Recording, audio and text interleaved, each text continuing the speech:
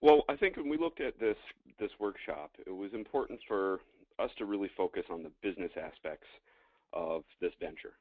The brewing aspects sounds like it looks like many people have some experience, and those that don't, Ninkazi as well as the other people in the class can provide a lot of insight to that. And so we really wanted to focus on making sure people understood what they needed to be doing in terms of their planning, and really with a focus that I've used in the past of trying to help people understand what they don't know, and go into their new venture with sort of eyes wide open to all of the risks, all of the things that can happen, all the things they need to plan for, and understand that they've got something that they feel comfortable can be executed, or give them a decision point at that point to say this isn't the right time or the right place, but here I've got this resource now available to me to make a choice at some point later down the line, and having that resource available to make that decision to say, yep, this is the time to do it.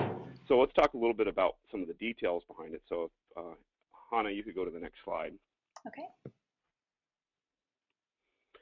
So we've focused, try to get the beginning to really think about sort of being an entrepreneur, and I think it's something that a lot of people sort of overlook, that this is a very different experience than somebody that might be used to a traditional job where you're an employee and you work for somebody else or work with other people, because there's a lot of things there that become very different. And both Leo and I have experience in being entrepreneurs, but also working with lots of entrepreneurs, and so trying to give people a better sense of what it means to own and run a business that you're ultimately responsible for, and then sort of set the stage for here's the components of the business plan, and to give you an overview of the things, and not try to do it in terms of a checkbox, because you can certainly go out and there are numerous business plan forms. There are things you can get on the internet. You can buy books. You can buy templates that you can use.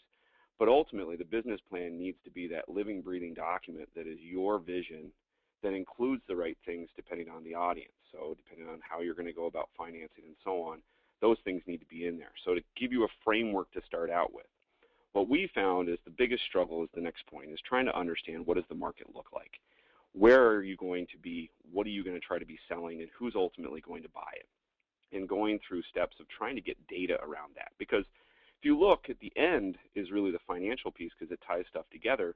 People can start with the fixed costs and the costs of the variable costs. Those are more of the easy things to do, but it's the revenue side that becomes very difficult to try to understand or estimate and to find data to back that up. So if you do need financing, or you need to convince somebody, whether it be your family, your husband, your wife, your relatives, to invest, that you've got something that has some information, has some data that is valid and fits what you're trying to accomplish. So there's going to be a big portion in the middle, and a lot of that's going to be working with computers, either computers people bring, or we have access to a computer lab to do some of that research with a hands-on component of it. Then once that kind of gets determined in terms of what's possible, then we can start looking at different strategies that you can go about. There's a lot of different ways to implement a brewing venture. It can be purely a wholesale, it can be nano, it can be a brew pub. There are a variety of different ways to implement that, and that's going to really help you, once you understand the marketplace, determine where is your next step forward. Out of that, then, okay, are you going to be offering food? Are you going to be doing kegs? Are you going to be doing growlers? What are the types of particular products and services that people are going to be looking to buy from you? And some of that will also start to incorporate some of the costs, because in order to do that, then has a cost that goes with it. So a lot of it is going to be developing what I refer to as the sources and uses of your initial investment funds, which is the sources, where you get the money, and then what do you have to buy, what do you have to get to be able to start to implement this to get revenue. And then that goes into operations and logistics and capacity. And with any of the brewery, and for any of those home brewers, they know that capacity is a big component of this. How many primary, how many secondary, all the types of things that are going to limit what you're going to be able to produce, and what's the logical break point for you to decide to start, or where then becomes the expansion possibilities. And what we're also doing as part of this is I'm working with a couple regional brewers that I know and have a relationship with, to get a sense of how their business plans worked out. And they have a variety of different ways they've done it. One started as a restaurant that turned into a nano, that turned into a micro. Another one started out as basically a tap room and then turned into a wholesale. Another one is currently being built that's going to have the full brew pub brewery type of thing. So we'll be able to provide some of the reality of what they're experiencing or have experienced within that, especially in the operations, logistics, and capacity. A lot of questions always come up. Hannah pointed out that there's 4 that are in the licensing in Bend right now that there's a lot of things to try to understand. We're trying to do our best to try to cover the spectrum, but there's so many regional and state differences. We're going to try to do what we can, or at least find information of where you can go find that information. And also the simple things like, what do I form this as? And go through the different benefits and downfalls of various ways that you can create a legal entity. Then pricing and marketing kind of go together in terms of what you can do within the area that you're at and how you're going to reach those people. Because the big thing here is just try to raise awareness that you're going to be a new venture. You're going to need to try to capture a market that's already either captured or is in some way not satisfied. How do you go about doing that? And that's one expense that a lot of people don't really look at, to try to understand that there's a lot of money that needs to be spent in marketing, especially with a new venture. All of that then comes down to, can I get the money in some way, shape, or form to be able to do this? And so we'll look at some different scenarios around how to finance this venture and what ways you can go about doing that in the different combinations. Can't talk about a business plan without risks. And one of the oversights I typically see when working with entrepreneurs and their business plans is they only give one scenario, and it's an optimistic scenario. They need to understand, where are things going to be sensitive? Where are trends in the marketplace? Where are things in terms of costs going to go? Back in, I don't remember exactly the year, but I know I incurred this problem of the hop shortage that we had based on the weather. And so a lot of the really hoppy beers were hard to come by because you simply couldn't get hops, and they were rationing them based on the suppliers and wholesalers and so on. So those are types of risks that need to be understood, or changes in the marketplace in general. Then some basics on accounting to get people familiar if they're not familiar with some of the business aspects, because that really then plays into how the financial projections are developed to match up to things that you're ultimately going to measure yourself in terms of success. I find too many current entrepreneurs that come talk to me that really aren't keeping an eye on their metrics. They're not keeping an eye on the scoreboard. And that scoreboard isn't just for filing your taxes. It's a scoreboard that needs to be understood throughout the operation so that you can make adjustments based on inventory, staffing, all the different things that you can control. How are you going to adjust those, and understanding how to read that type of information? And then in the end, all of this kind of ties together into the financial projections. What's this going to look like a year from now, 5 years from now? What does it take to make it happen? What are the assumptions that you're going to make about that? I consider any good business plan to be 50% numbers, 50% words. You've got the words that describe how you got to those numbers. And so some of the people that I work with are very number, like, oh my goodness, can't deal with this. Well, fine, go ahead and write it out, and then let's figure out how that plays into the numbers. I'm very quantitative, so I think about the numbers and then try to explain how did I get to those numbers based on market feasibility, strategy, products, so on and so forth. So that's going to eventually tie all these things together and give you a chance to sort of use some of the templates we'll develop, the template we have, as well as other ones you might already have, to try to tie that together so that you've got that financial picture, and then you can look at some scenarios. There's a lot of stuff we're going to go through. We're going to try to do what we can to make a lot of one-on-one kind of coaching experiences. We're also going to count on the fact that we have a lot of expertise already going to be part of the class. And so there's going to be a lot of work done in small teams based on different attributes associated with the venture, associated with the market, associated with experience, so that you can learn from other people in addition to trying to learn from us. So that's kind of the general feel of what we're going to try to accomplish. All right, well, I can go ahead to the next slide.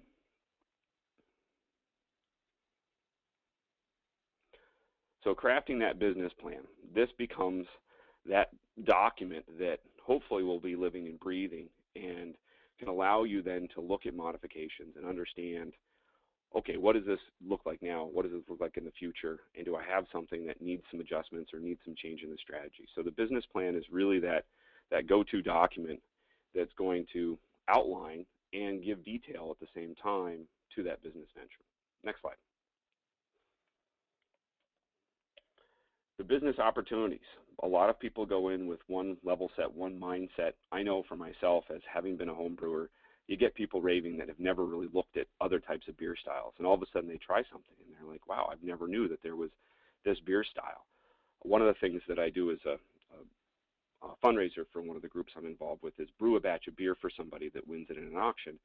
And when they start to look at the opportunities that are beyond the shelf that they usually look at, they end up picking some very interesting ones that may not have explored. And so there are people out there that are doing that process right now for themselves, but there's also a lot of people that aren't going to be changed. They're going to be my best friend's dad that drinks hams on ice.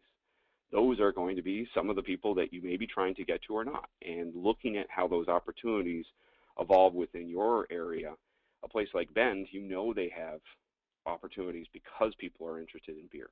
But there may be other places where you're not going to have that same level of beer understanding, and that can be what a lot of what you're going to be selling actually is understanding the variety of beer styles and what that means to somebody as they try different things. All right, next slide.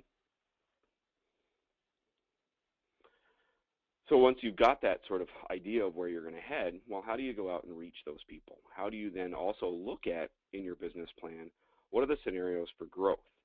And it's tough sometimes to convince yourself that you need to do that, but you've got to understand where is those capacity points, where is there going to be opportunities, and the flip side, where is there opportunities for somebody else to come in and take some of that marketplace that you're developing and understanding.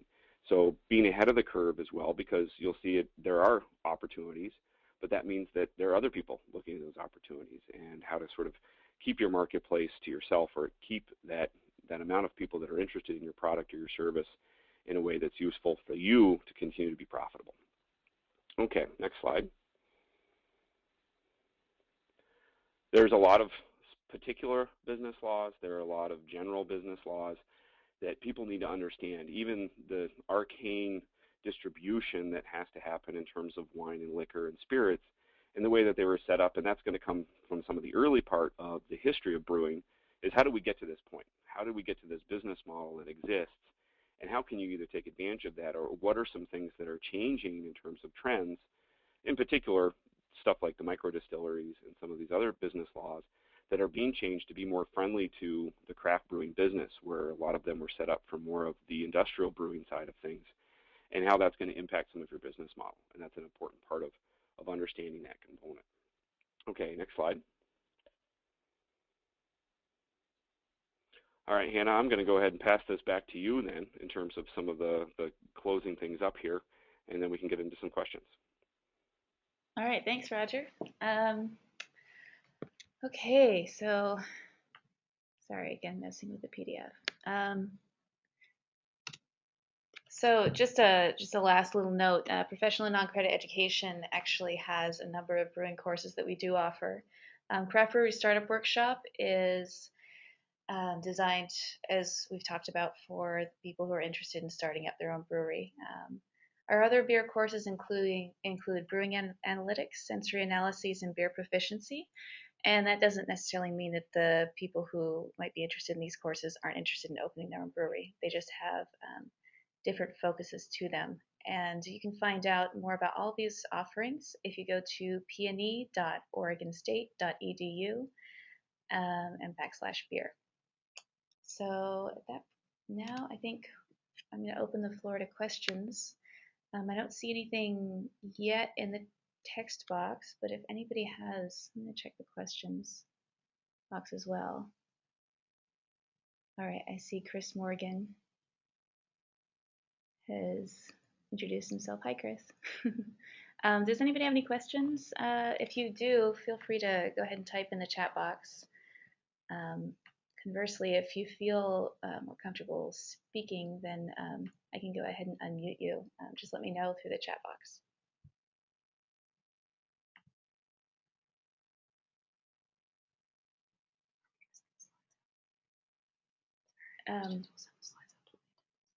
Yeah, so I did forget to mention that we will be sending these slides out to all the attendees. So if you want to look over the slides a little bit more closely, you will have that at your disposal.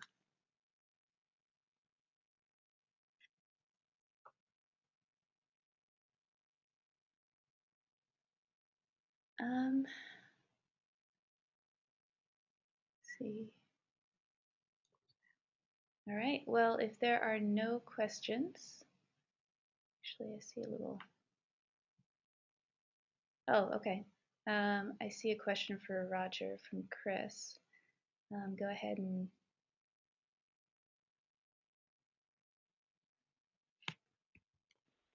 Hannah, I'm not able to see any of the chat okay. questions. I'm not sure exactly how to Sure be thing. able to So see that.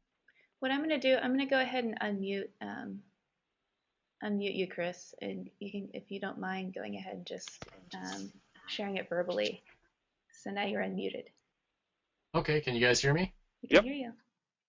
Okay, you mentioned the typical oversight on the business plan where there's just the one scenario and it's typically an optimistic scenario. How many do you typically recommend in a business plan? For the working business plan, because you got to understand some of it is the audience. And so I like to start with the working business plan, which is really sort of the internal document. And you may end up choosing a scenario that you're going to go forward with if you need financing or working with investors.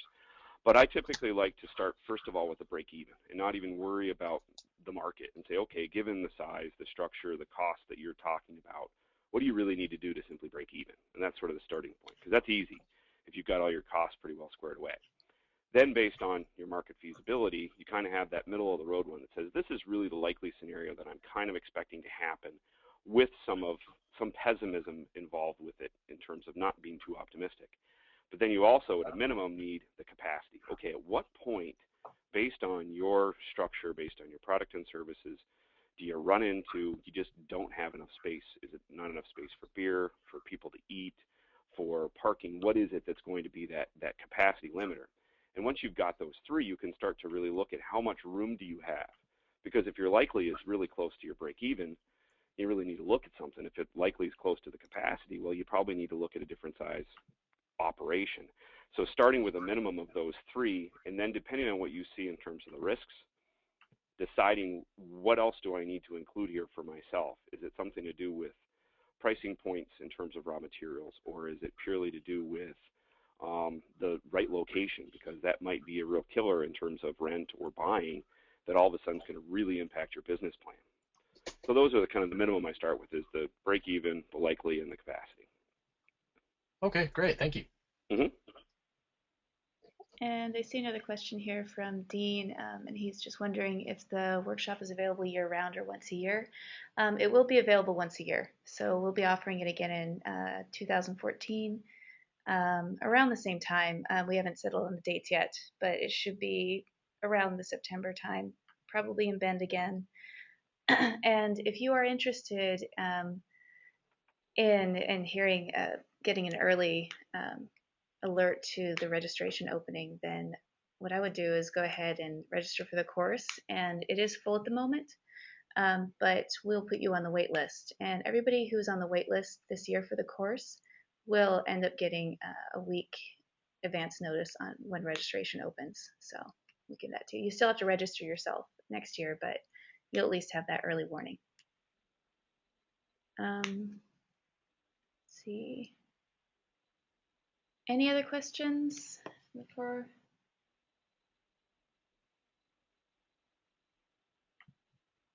Yeah, well, if there are no further questions, I think I'm going to go ahead and end the session.